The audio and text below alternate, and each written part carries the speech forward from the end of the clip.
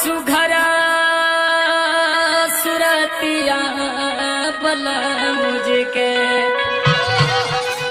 अरे सुघरा सुरतिया बला मुझके अधनिया निहार रे मेरा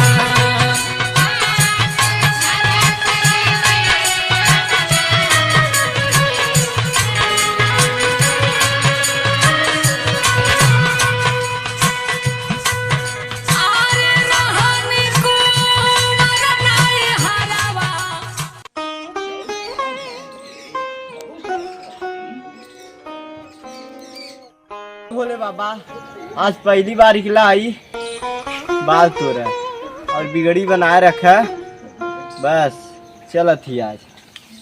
अरे भाई रे बलिया तो टूटल ना है।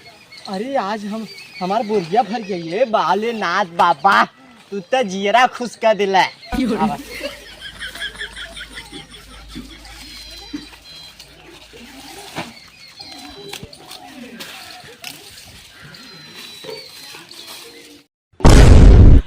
खुर खुर करत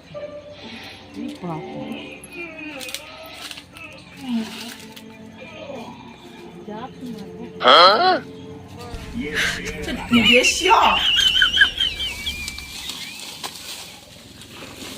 有人。